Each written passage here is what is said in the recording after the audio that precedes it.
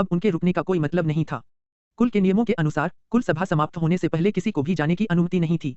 हालांकि किसी ने भी उन्हें जाने से रोकने की हिम्मत नहीं की। हुआंग काइट के चेहरे पर एक उलझन भरी अभिव्यक्ति थी जब वह देव के पीछे हटते हुए रूप को देख रहा था। देव के हॉल से जाने के बाद काफी देर तक किसी ने बोलने की हिम्मत नहीं की। पिताजी देख रहे हैं? कुछ देर बाद हुआंग मिंग ने अपने पिता के हावभाव पर एक नजर डालते हुए धीमी आवाज में पूछा। हुआंग ट्वेडे ने गहरी सांस ली और सिर उठाया, फिर हाथ हिलाया। सब लोग चले जाए, इस साल की सभा यहीं समाप्त होती है। यह कहकर वह मुड़ा और चला गया। उसके झुके हुए कंधों से अकेलेपन का एहसास हो रहा था। यहीं समाप्त होती है। हुआंग कुल जागीर के बुजुर्ग, गृहस्वामी और शिष्य एक दूसरे को संदेह से देखने लगे। सब लोग चले जाए। हुआंग ट्वेडे का रूप उनकी नजरों से ओझल हो जाने के बाद हुआंग मिंग ने हाथ हिलाकर आदेश दिया। वह बुजुर्ग जो गुआंग को आधा उठाकर हॉल से बाहर निकल गया और थोड़ी देर बाद हॉल खाली हो गया। हुआंग कुल जागीर की स्थापना के बाद यह पहली बार था कि कोई कुल सभा बीच में ही समाप्त हो गई। हॉल से निकलकर देव अपने आंगन में लौट आया। कुछ ही देर बाद उसके माता पिता उसके छोटे से आंगन में आ गए। अपने माता पिता को आते देखकर वह समझ गया कि उनके मन में कई सवाल होंगे, इसलिए उनके बोलने का इंतजार किए बिना उसने कहा, पापा माँ, मुझे पता है कि आपके मन में कई सवाल होंगे, लेकिन कुछ बातें ऐसी हैं जो मैं अभी आपको समझा नहीं सकता। यह सुनकर हुआंग पेंग और सुयान एक दूसरे को देखने लगे। शियाओलोंग, सीनियर फेई हो कौन है? हुआंग पेंग ने थोड़ी देर रुकने के बाद पूछा। सीनियर फेई हो? देव ने कुछ देर सोचने के बाद जवाब दिया। फिर कहा, मैं एक असाधारण व्यक्ति का शिष्य बन गया हूँ और फेई हो उनके अधीनस्थ हैं, इसलिए वे मुझे यंग मास्टर कहते हैं। देव ने रेंग वोकुआंग और असुर के द्वार का जिक्र नहीं किया। हुआंग पेंग और सुयान आखिरकार समझ गए और बहुत खुश हुए कि उनका बेटा इतने महान गुरु का शिष्य बन पाया। अगर फेई हो 10वें क्रम के अंतिम चरण का विशेषज्ञ था तो उसके गुरु का क्या? यह सोचकर उनके शरीर उत्साह से कांप उठे। जियाओलोंग, क्या तुम्हारी वर्तमान शक्ति चौथे क्रम के मध्य स्तर तक पहुंच गई है? कुछ क्षण बाद सुयान ने पूछा। दोनों ने अपने बेटे की ओर आशा भरी नजरों से देखा। मंच पर देव ने कहा कि चौथा क्रम उसकी शक्ति का केवल एक हिस्सा है। चौथे क्रम के मध्य देव एक पल के लिए चौंक गया। अंत में उसने सिर हिलाकर उनके संदेह की पुष्टि की। बेहतर होता कि वे उसे चौथे क्रम के मध्य में ही समझते। अगर उन्हें पता होता कि वह वास्तव में 5वें क्रम के अंतिम चरण के चरम पर है तो वे डर जाते। यह देखकर कि उनके बेटे ने पुष्टि की कि उसकी शक्ति चौथे क्रम के मध्य में है, उनके दिल खुशी से झूम उठे, लेकिन फिर भी वे चौंक गए। चौथा क्रम के मध्य? उनका बेटा वास्तव में चौथे क्रम के मध्य तक पहुंच गया था। पापा माँ, नए साल के जश्न के 2 दिन बाद मैंने हुआंग कबीले की जागीर छोड़ने का फैसला किया है ताकि बाहर जाकर अनुभव हासिल कर सकूं। देव ने बहस की कोई गुंजाइश न छोड़ते हुए दृढ़ता से कहा। क्या अनुभव हासिल करने? हुआंग पेंग और सुयान हैरान रह गए और लगभग एक साथ चिल्ला पड़े। नहीं। देव ने मुंह खोला और कहा, मुझे पता है कि तुम चिंतित हो, लेकिन फी हो के साथ आने से मुझे कोई खतरा नहीं होगा। शियाओलोंग, मुझे पता है कि तुम अपने दादाजी के कामों की वजह से अभी हुआंग कबीले की जागीर छोड़ना चाहते हो, लेकिन चाहे कुछ भी हो जाए वह तुम्हारे दादाजी ही हैं। उनसे नफरत मत करो। वैसे भी तुम अभी बहुत छोटे हो, तो जाने से पहले 2 साल और इंतजार क्यों नहीं कर लेते? हुआंग पेंग ने देव को रोकने की कोशिश करते हुए नरम लहजे में कहा। हालांकि देव के साथ एक 10वें क्रम का योद्धा था, फिर भी वह बहुत छोटा था, 9 साल का भी नहीं। हुआंग पेंग और सुयान अगर देव को जाने देते तो उनकी चिंताएं कम नहीं होती। पापा मम्मी, मैंने फैसला कर लिया है और मैं नए साल के बाद चला जाऊंगा। देव ने सिर हिलाया, उसकी आंखें दृढ़ थीं। यह सच था कि वह इसी पल हुआंग कबीले की जागीर छोड़ना चाहता था, क्योंकि वह न तो अपने दादाजी से मिलना चाहता था और न ही बड़े चाचा हुआंग मिंग जो पिता पुत्र की जोड़ी थे। लेकिन बाहर जाकर अनुभव हासिल करने की उसकी चाहत पूरी तरह से उनकी वजह से नहीं थी। वह खुद को निखारना चाहता था ताकि वह और मजबूत बन सके और हुआंग कबीले की जागीर के बाहर की दुनिया को भी खोज सके और विशेषज्ञों से मिल सके। अपने बेटे के हावभाव देखकर हुआंग पेंग और सुयान ने आह भरी। वे दोनों जानते थे कि उसे मनाने की कोशिश करना बेकार है। यह सोचकर कि उसका बेटा घर छोड़कर दूर दराज की जगहों पर कैसे जाएगा, सुयान का दिल दुख गया और उसकी आंखें लाल हो गईं। शियाओलोंग, तुम कब लौटोगे? देव के दिल में एक हल्की सी गर्मजोशी फैल गई और वह मुस्कुराया और बोला, माँ निश्चिंत रहो, अगले साल की कुल सभा से पहले तुम्हारा बेटा तुमसे मिलने जरूर आएगा। अगले साल की कुल सभा? तभी सुयान को थोड़ा आराम महसूस हुआ। सुयान काफी देर तक देव को परेशान करती रही। वह उसे यात्रा करते समय सावधान रहने, अपने शरीर का ध्यान रखने और बुरे लोगों से सावधान रहने आदि की याद दिलाती रही। देव ने पूरे समय सिर हिलाया, उसे मना नहीं कर सका। 2 घंटे बाद उसके माता पिता आखिरकार चले गए। फेई हो, हम नए साल के 2 दिन बाद निकलेंगे। हमें जो जरूरी सामान चाहिए उसे तैयार कर लो। हमारे साथ चलो। माता पिता के जाने के बाद देव ने फी हो को आदेश दिया। हाँ महाराज।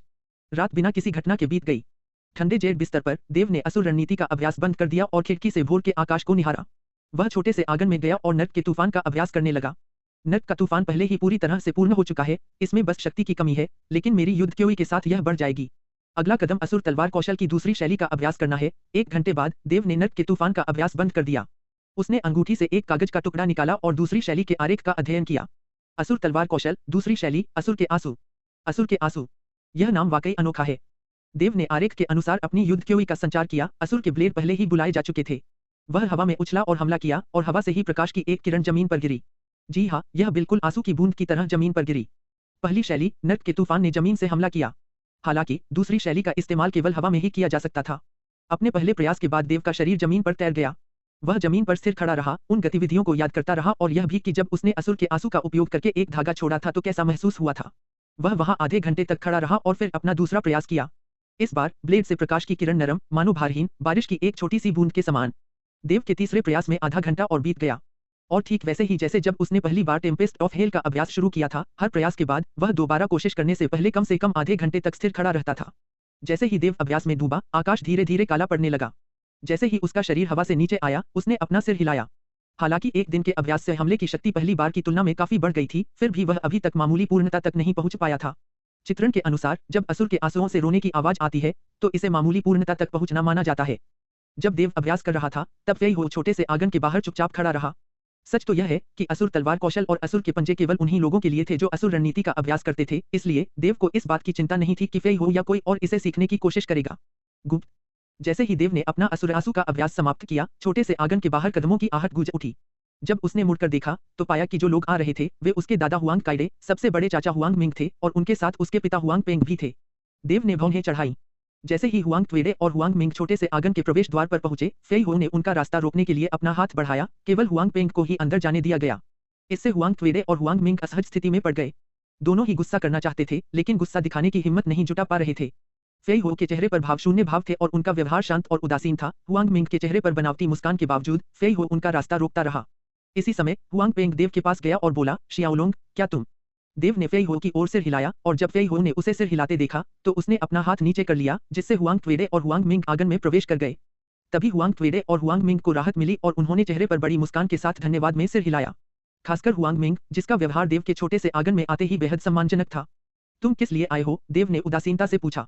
अगर मुझे ठीक से याद है तो तुम मेरे इस छोटे से आंगन में पहली बार आए हो ना? जहां तक देव को याद है, उसके दादा हुआंग ट्वेडे और उसके चाचा हुआंग मिंग कभी उसके आंगन में उससे मिलने नहीं आए थे। हुआंग ट्वेडे और हुआंग मिंग दोनों के चेहरे शर्म से लाल हो गए, लेकिन शुक्र है कि आसमान में अंधेरा छा रहा था, इसलिए यह स्पष्ट नहीं हो पाया। शियाओलोंग, तुम्हारे दादा और बड़े चाचा तुम्हें नए साल की दावत में शामिल होने के लिए आमंत्रित करने आए हैं। हुआंग पेंग आगे बढ़े और अपने बेटे से कहा, हुआंग ट्वेडे और हुआंग मिंग की मदद के लिए। हर साल वार्षिक कुल सभा के दौरान पहले दिन शिष्यों के बीच होने वाले द्वंद्वयुद्ध के बाद अगले दिन एक भोज का आयोजन होता था। हुआंग कबीले की जागीर नए साल का जश्न मनाने के लिए एक बड़ी दावत का आयोजन करती थी। पुर्नियों के अलावा 3 पीढ़ियों के सबसे प्रतिभाशाली शिष्य ही इस दावत में शामिल हो सकते थे। सच कहूं तो देव को पिछले साल की दावत में शामिल होना चाहिए था जब उसने हुआंग वेई को हराकर प्रतियोगिता जीती थी, लेकिन कोई भी उसे आमंत्रित करने नहीं आया और आत्मा कुंड की तरह दोनों विशेषाधिकार हुआंग वेई को दिए गए। ठीक है, ठीक है, ठीक है, शियाओलोंग, हम तुम्हें दावत में आमंत्रित करने आए हैं। हुआंग मिंग ने तुरंत मुस्कुराते हुए कहा, मानो देव कोई ज्येष्ठ जागीर का स्वामी हो और वह हुआंग कबीले की जागीर का एक साधारण सेवक हो जिसे उसे आमंत्रित करने के लिए भेजा गया हो। हालांकि हुआंग काइडे ने कुछ नहीं कहा, फिर भी उसके चेहरे पर एक चमकदार मुस्कान थी। इन दोनों द्वारा वर्ष के अंत की दावत में शामिल होने के लिए व्यक्तिगत रूप से आमंत्रित किया जाना हुआंग कबीले की जागीर की स्थापना के बाद पहली बार था। इतने वर्षों में केवल देव को ही यह सम्मान प्राप्त हुआ था। लेकिन देव ने ठंडे स्वर में उत्तर दिया, नहीं शुक्रिया, मुझे अभी अभ्यास करना है। हुआंग ट्वेडे और हुआंग मिंग के चेहरों पर मुस्कान आ गई। जियाओलोंग, तुम? उसके बगल में हुआंग पेंग घबरा गया और अचानक बोल पड़ा। पिताजी, आप मेरा गुस्सा जानते हैं, देव ने उत्तर दिया। इस स्थिति में हुआंग पेंग को समझ नहीं आ रहा था कि क्या कहे। उसका यह बेटा कभी कभी बहुत जिद्दी हो जाता है और एक बार जब वह किसी बात पर अड़ जाता है तो न तो वह और न ही उसकी पत्नी उसे अपना मन बदलने के लिए मना सकते हैं। लेकिन हुआंग ट्वेडे ने हुआंग पेंग की ओर हाथ का इशारा किया और देव की ओर देखते हुए एक गंभीर भाव से कहा, जियाओलोंग, मैंने अतीत में जो किया वह गलत और पक्षपातपूर्ण था, लेकिन मुझे उम्मीद है कि तुम मुझसे नफरत नहीं करोगे। अब से तुम जो भी चाहो, जब तक तुम अनुरोध करोगे, मैं मान जाऊंगा। देव भावशून्य रहा। बेशक वह जानता था कि उसके दादाजी ने विनम्रता से उसे आमंत्रित करने के लिए खुद को क्यों झुकाया था। यह सब उसकी प्रतिभा की वजह से था और इस तथ्य की वजह से कि उसके पीछे 10वीं श्रेणी का एक शीर्ष विशेषज्ञ था। वरना उसके दादाजी खुद को इस तरह क्यों झुकाते? देव चुप रहा और उसने कोई जवाब नहीं दिया। हुआंग काइडे यह देखकर नाराज नहीं हुआ, बल्कि मन ही मन आह भरते हुए बोला, तुम्हारे पिता ने कहा था कि तुम नए साल के बाद बाहर ट्रेनिंग के लिए जाओगे। देव ने अपने पिता हुआंग पेंग की तरफ देखा और जब हुआंग पेंग बोलने ही वाले थे तो हुआंग काइडे ने उनसे पहले ही बोल दिया, अपने पिता को दोष मत दो, मैंने अनजाने में उनकी बातें सुन ली। फिर उसका स्वर अचानक बदल गया, शियाओलोंग, मुझे उम्मीद नहीं है कि तुम मुझे माफ करोगे, लेकिन दादाजी चाहते हैं कि तुम जान लो, हुआंग वंश की जागीर और मैं हमेशा तुम्हारी वापसी का इंतजार करेंगे और हुआंग वंश की जागीर हमेशा के लिए तुम्हारा घर है। हुआंग काइडे के चेहरे पर एक छोटी सी जेड की बोतल निकालते ही थोड़ी उदासी छा गई। कुछ साल पहले दादाजी ने एक कीमियागर को grade 4 spirit Dan, dragon tiger fundamental Dan को परिष्कृत करने के लिए नियुक्त किया था। यह युद्ध क्यूई को बढ़ाने में बेहद फायदेमंद है। हुआंग मिंग चौंक गया जब उसने अपने पिता को फंडामेंटल ड्रैगन टाइगर डैन निकालते देखा। यह एक अविश्वसनीय रूप से दुर्लभ ग्रेड 4 स्पिरिट डैन था। उसके पिता ने इसे 1 दर्जन से भी ज्यादा सालों तक अपने पास रखा था, लेकिन अब वह इसे देव को दे रहा था। Grade 4 spirit Dan. बोतल लेने से पहले देव एक पल के लिए झिझका। जब हुआंग काइडे ने देव को बोतल लेते देखा तो उसके चेहरे पर एक चमकदार मुस्कान खिल उठी, मानो देव ने ही उसे ग्रेट फॉर स्पिरिट डैन दिया हो और उल्टा नहीं।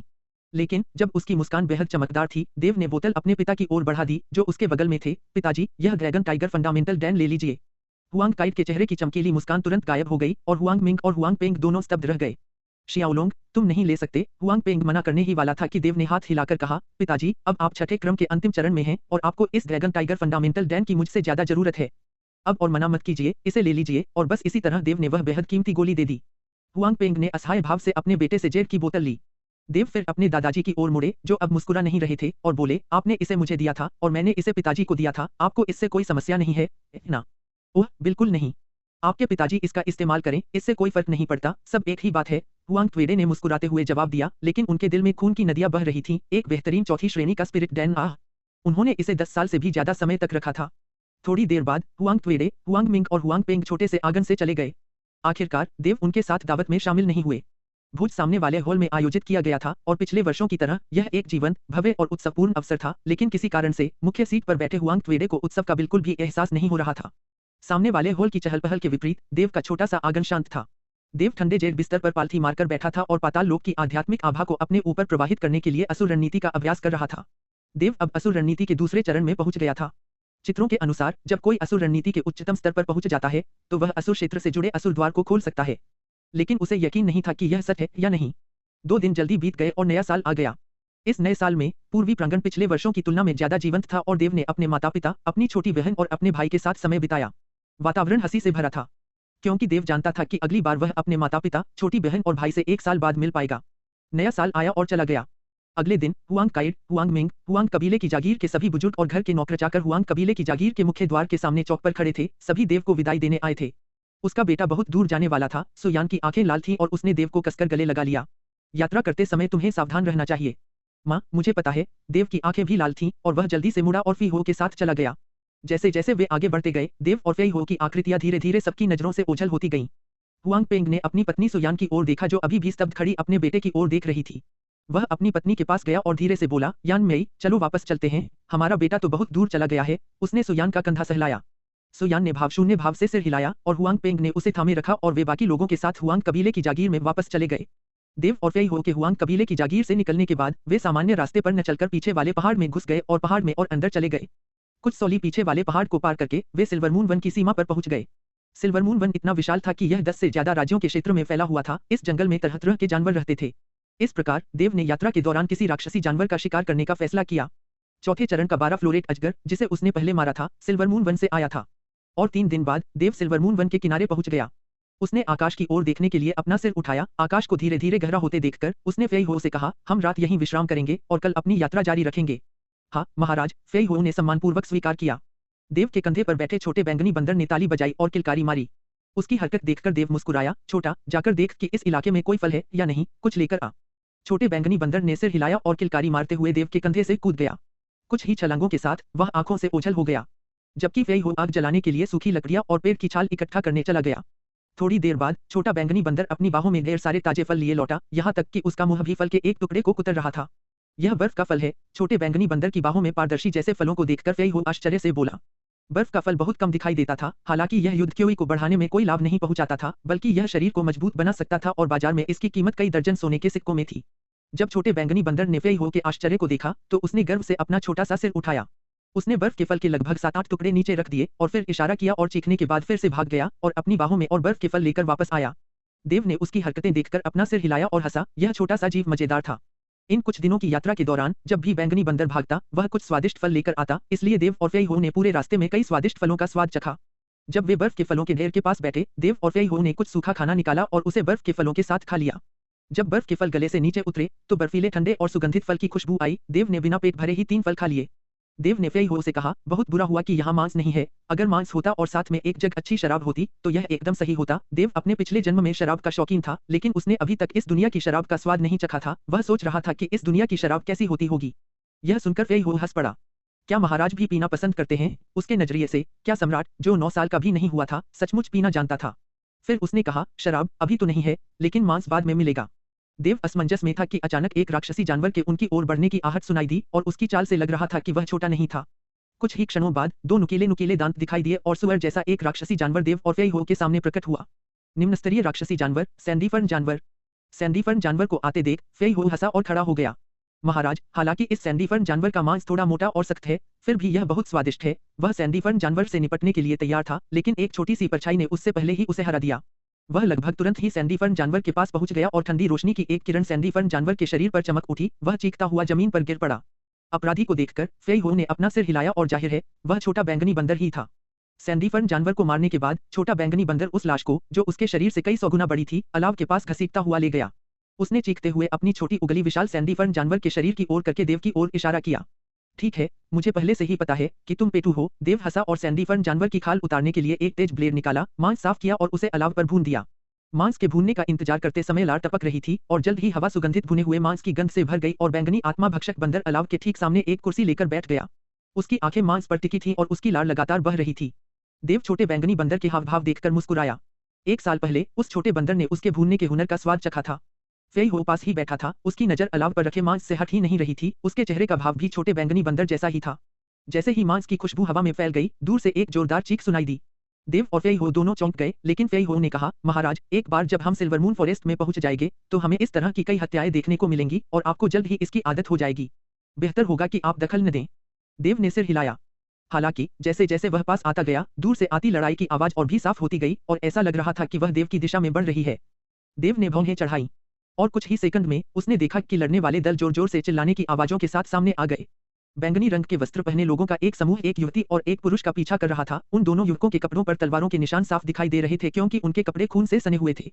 कॉस्मिक स्टार अकादमी, पर्पल रोबेट स्वॉर्ड सेक्ट। फेई हो की भौहें तन गईं। देव ने मुड़कर फी हो की ओर देखा।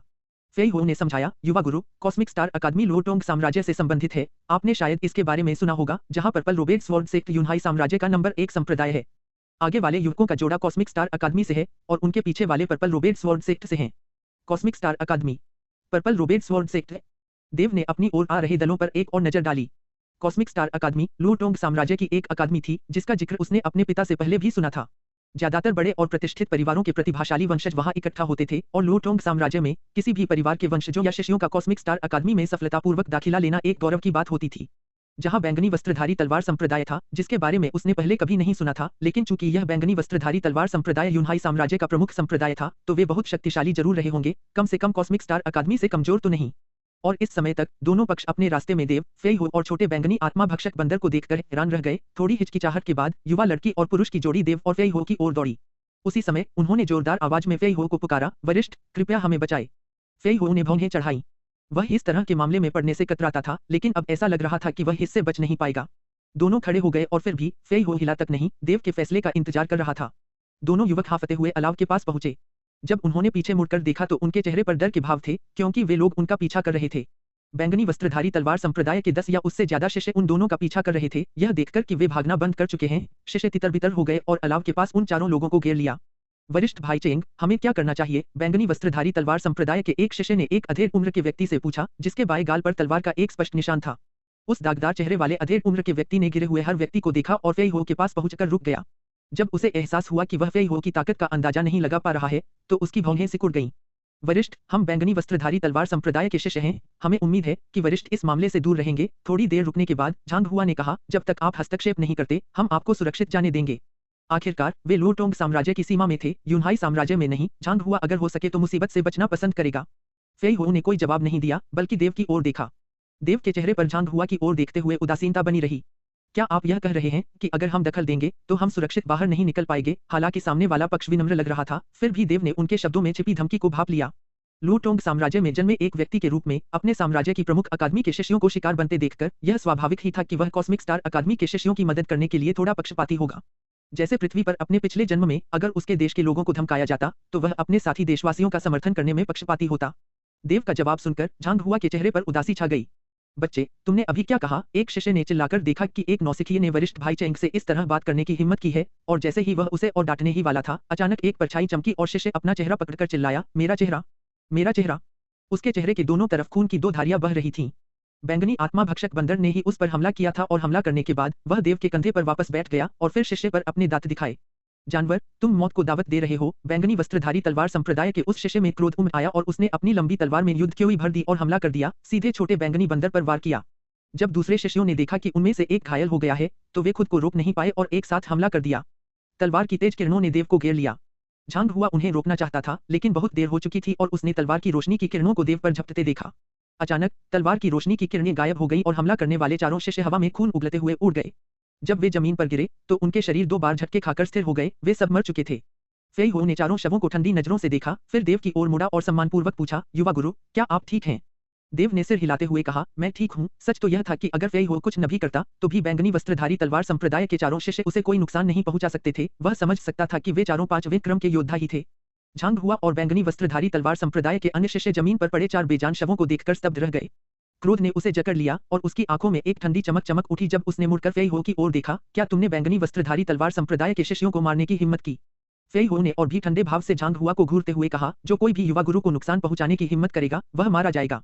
यह असुर द्वार का एक नियम था, अगर कोई भी सम्राट को नुकसान पहुंचाने की हिम्मत करता है, तो असुर द्वार के सभी शिष्यों को पूरी ताकत से उसे मार डालना होगा।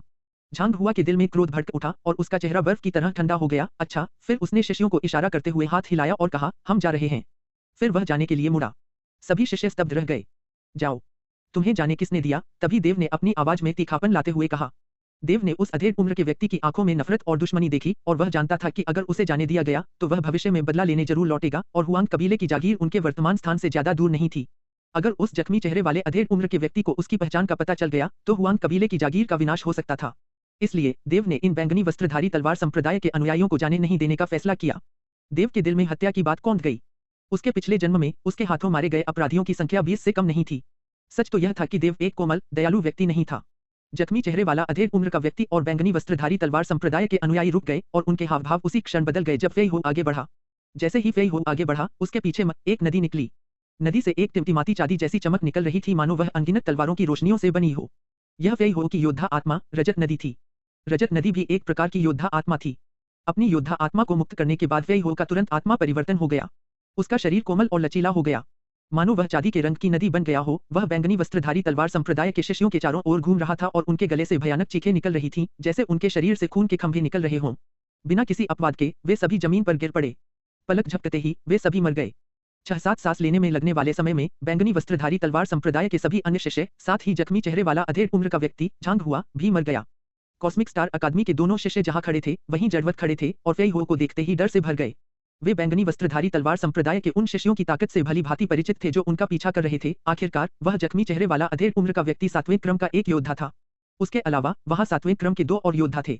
इस समय तक फेई हो अपनी सामान्य अवस्था में आ चुका था और देव के पीछे चला गया। तभी दोनों युवकों को होश आया। यह छोटा भाई और वरिष्ठ, आपकी इस कृपा के लिए धन्यवाद। हम भविष्य में भी अपना आभार प्रकट करेंगे। युवक की आवाज कांप उठी जब उसने सलामी में हाथ मिलाया। फिर उसने लड़की का हाथ पकड़ा और घबराहट में तेजी से वहां से चला गया। काफी देर बाद उसने डर के मारे उस दिशा की ओर देखा जहां से वे आए थे। फेई हो का चेहरा उतर गया जब उसने दोनों को बचाया था और वे घबराहट में भाग गए, इसलिए उसने देव से पूछा, युवा गुरु, क्या हमें? फेई हो ने चुप रहने का इशारा किया। देव की आंखों में एक चमक सी दौड़ गई, लेकिन अंत में उसने सिर हिला दिया। छोड़ो इसे। हालांकि वह भी उनके भागने के तरीके से निराश था, लेकिन वह समझ गया था कि उन्हें डर था कि वह उन्हें बैंगनी वस्त्रधारी तलवार संप्रदाय के अनुयायियों की तरह चुप करा देगा। और उसे इस बात की भी चिंता नहीं थी कि वे दोनों इस बारे में बात फैलाएंगे, क्योंकि अगर यह घटना सामने आती तो यह उनके हित में नहीं होता। चलो यह जगह छोड़ देते हैं। कॉस्मिक स्टार अकादमी के शिष्यों के ओझल हो जाने के बाद देव ने फेई हो से कहा। उसकी यहाँ रहने में रुचि खत्म हो गई थी। हाँ महाराज, उनके जाने से पहले फेई हो ने उनके शवों को भस्म कर दिया। इस प्रकार 2 लोग और एक छोटा बंदर सिल्वरमून वन में प्रवेश कर गए। 10वीं क्रम के एक शीर्ष योद्धा फेई हो के साथ यात्रा करते हुए देव को किसी भी शक्तिशाली राक्षसी जानवर का सामना करने का डर नहीं था। 1 महीने बाद सिल्वरमून फॉरेस्ट में कहीं प्रकाश की 2 तेज किरणें चमकी और एक बड़ा काला भालू दहाड़ता हुआ जमीन पर गिरा। उसके बाद देव का एक छायाचित्र हवा में उभर आया। पिछले महीने राक्षसी जानवरों को मारकर अपनी युद्ध शक्तियों की जन्मजात प्रतिभा, अंतरिक्ष आवरण और प्रेत छाया के संयोजन से देव अब आसानी से 6ठे चरण के राक्षसी जानवर को मार सकता था। देव ने जिस काले भालू को मारा था वह 6ठे चरण के मध्य का था। इसी समय छोटा बैंगनी बंदर देव के कंधे से छलांग लगाकर बड़े काले भालू की ओर बढ़ा। उसके छोटे छोटे पंजों ने भालू की त्वचा को चीर दिया, जानवर का मूल निकाला, फिर मुंह खोलकर उसे निगल लिया, फिर उसने भालू का पित्ताशय निकालकर देव को दे दिया। मध्य चरण 6 के काले भालू का पित्ताशय चौथे चरण के 12 फ्लोरेट पाइथन के सांप के पित्ताशय की तुलना में अधिक शक्तिशाली था, जो उसने पिछली बार लिया था। देव ने असुर वलय से शराब निकाली, फिर काले भालू के पित्ताशय को चीरकर उसमें मिलाया और फिर उसे पीकर पूरा गटक गया। कुछ दिन पहले खुद को दुष्ट आत्मा कहने वाले भाड़े के सैनिकों के एक समूह को मारने के बाद उसे आखिरकार शराब मिल ही गई। जैसे ही छठे चरण के मध्य काले भालू का पित्ताशय उसके पेट में पहुंचा, देव के शरीर में ऊर्जा के गर्म रेशे बहने लगे। ये रेशे छोटे छोटे शुरू हुए और फिर कुछ ही सांसों में मोटे हो गए। देव ने ऊर्जा को अवशोषित करके युद्ध क्योई में बदलने के लिए तुरंत असुर रणनीति के अभ्यास नियम का पालन करना शुरू कर दिया। 1 महीने से भी कम समय में सिल्वर मून वन में राक्षसी जानवरों को प्रशिक्षित करने और मारने से उसकी युद्ध क्योई हुआंग कबीले की जागीर में पागलपन से किए गए अभ्यास की तुलना में बहुत तेजी से बढ़ गई थी। सिल्वर मून वन में उसे ऐसी चीजें मिलती थीं जो उसके अभ्यास में सहायक होती थीं, जैसे कि काले भालू का पित्ताशय। यह महत्वपूर्ण था क्योंकि छठे क्रम की बाधा को पार करना कठिन था। जिन लोगों के पास 10वें स्तर की मार्शल स्पिरिट्स थीं, उन्हें 5वें क्रम के योद्धा से छठे क्रम के योद्धा तक पहुंचने में लगभग 1 साल लग जाता था। हालांकि उसके पास 2 उत्कृष्ट प्रतिभा वाली मार्शल स्पिरिट्स थीं, फिर भी उसे छठे क्रम में पहुंचने के लिए कम से कम 5 महीने से लेकर आधे साल तक का समय लग सकता था। देव पालथी मारकर बैठा था और ऊर्जा को परिष्कृत कर रहा था, जबकि छोटा बैंगनी बंदर एक बैंगनी रंग का फल चबा रहा था जिसके बारे में किसी को पता नहीं था कि उसने उसे कहां से लिया है। उसे निगले गए जानवरों के मूल को परिष्कृत करने की जरूरत ही नहीं पड़ी। पूरे समय फी हो 10 मीटर दूर पहरा दे रहा था, पूरी तरह से आसपास के क्षेत्र पर ध्यान केंद्रित कर रहा था। कुछ घंटों बाद देव ने काले भालू के पित्ताशय को परिष्कृत कर लिया और उठ खड़ा हुआ। न केवल उसकी युद्ध क्योई बढ़ गई थी, बल्कि उसका शरीर भी मजबूत और दृढ़ हो गया था, जिसमें उसकी टेंडन भी शामिल थी और इससे उसकी तात्कालिक विस्फोटक शक्ति बढ़ गई थी। देव ने अपनी तलवारें उठाई और ऊपर उछला और हवा में ही उसकी तलवारें नीचे की ओर वार करने लगीं। दर्जनों तलवारें उस तरह जैसी पतली बारिश की बूंदों में बदल गईं जो बरसते हुए 10 मीटर चौड़े क्षेत्र को ढक गईं। उन 10 मीटर के दायरे में सब कुछ धूल में बदल गया। उस तरह जैसी पतली बारिश से एक हल्की चीख गूंजी मानो नर्क से आ रही हो, लोगों के मन पर छा गई। इसके बाद देव जमीन पर उतरा। 1 महीने के अभ्यास के बाद असुर तलवार कौशल का दूसरा चरण, असुर के आंसू, आखिरकार छोटे स्तर पर पहुंच गया था। एक लहर के साथ असुर की चीखें सुनाई देने लगीं, लेकिन वह अभी भी बड़े स्तर पर पहुंचने से कोसों दूर था। तलवार की हर लहर के साथ उस तरह जैसी बारिश कभी तेज होती तो कभी पानी की तरह कोमल, कभी स्वर्गीय नदी की तरह प्रचंड होती और कभी निराकार। यही वह अवस्था थी जब असुर के आंसू बड़े स्तर पर पहुंच गए। इस समय देव की हर लहर उस तरह जैसी बारिश की बूंदें बरसा रही थी, लेकिन उसकी सीमा या आकार पर उसका कोई नियंत्रण नहीं था। देव ने अपना अभ्यास रोक दिया और असुर के ब्लेडों को अपनी बाहों में वापस ले लिया। अचानक उसकी उंगलियां मुड़ गईं और उसने अंतरिक्ष की परवाह न करते हुए काले भालू की लाश पर अपने पंजे गड़ा दिए। काले भालू की लाश से ऊर्जा के गहरे काले धागे उसके हाथों से होते हुए देव के शरीर में प्रवाहित होने लगे। जैसे ही ऊर्जा के काले धागे देव के शरीर में प्रवाहित हुए, वह वहीं खड़ा रहा। उसके शरीर के चारों ओर काली रोशनी चमक रही थी। फिर अचानक उसने 10 मीटर दूर एक विशाल पेड़ पर अपने पंजे से वार किया। आसमान काला पड़ गया और 2 काले पंजे हवा में दिखाई दिए। जब दोनों पंजे विशाल पेड़ से टकराए तो हवा में एक धमाका की आवाज गूंजी और पेड़ नीचे गिर गया, जबकि पंजे के निशान के आसपास का क्षेत्र काला हो गया था, जिससे हवा में एक घातक आभा फैल गई थी। पिछले महीने देव ने चित्र में बताए गए दूसरे युद्ध कौशल असुर दानव पंजा का भी अभ्यास शुरू कर दिया था।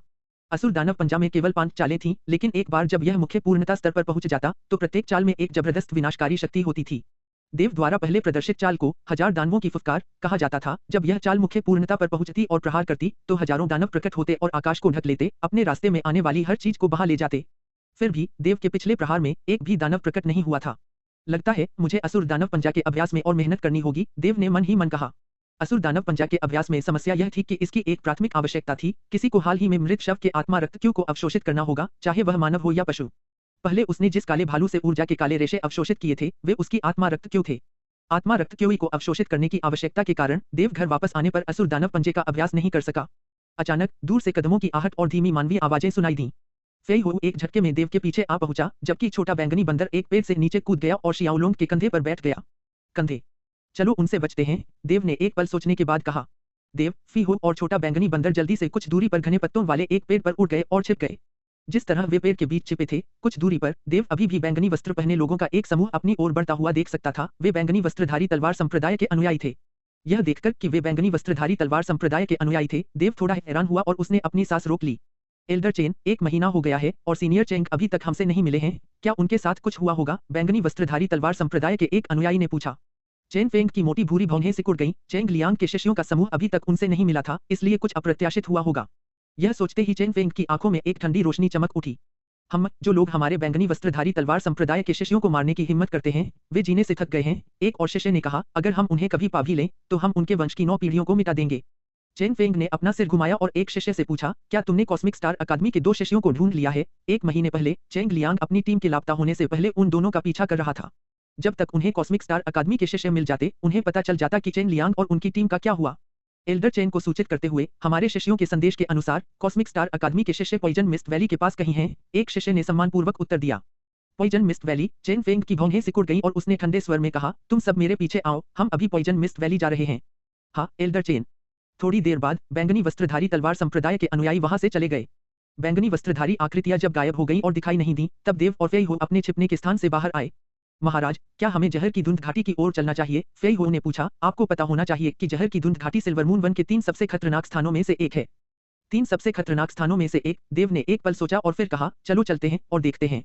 इस प्रकार 2 लोग और एक बंदर बैंगनी वस्त्रधारी तलवार संप्रदाय के अनुयायियों के पीछे पीछे जहर की धुंध घाटी की ओर चल पड़े। यह उनके स्थान से ज्यादा दूर नहीं था और केवल एक दिन की यात्रा के बाद वे जहर की धुंध घाटी पहुंच गए।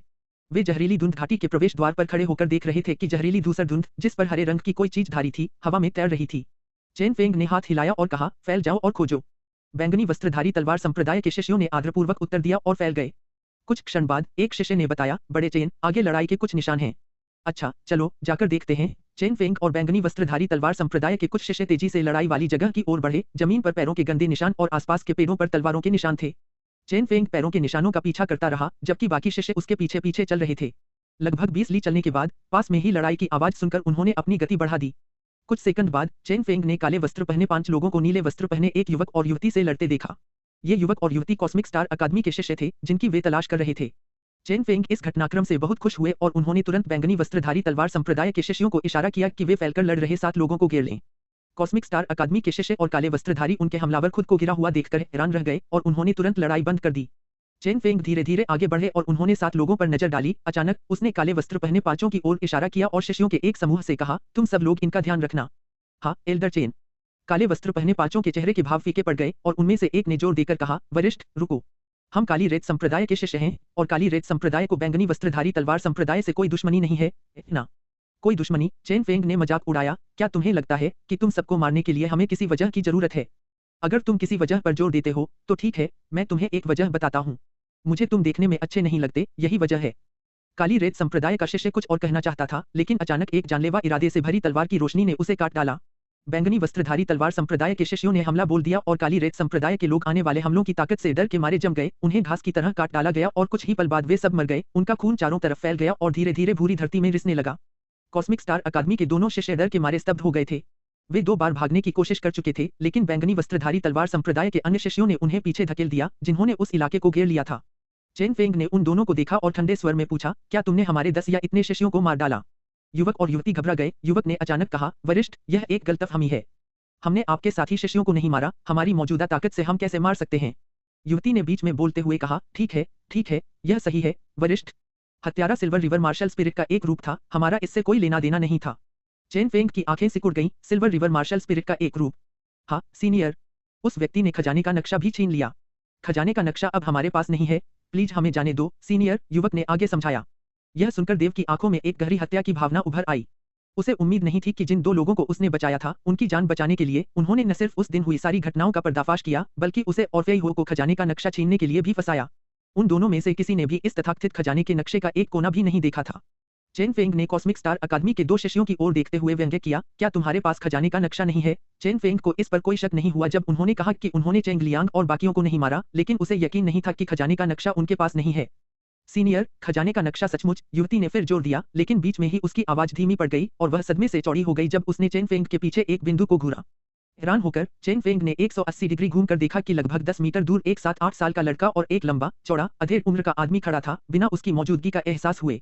और तो और उस छोटे लड़के के कंधे पर एक प्यारा सा बंदर भी था। वरिष्ठ, यह वही है, इसी ने आपके संप्रदाय के शिष्यों को मारा था। कॉस्मिक स्टार्स अकादमी की महिला शिष्या अचंभित हो गई और फिर खुशी से चीख पड़ी। उसकी उंगली फेई हो की ओर इशारा कर रही थी।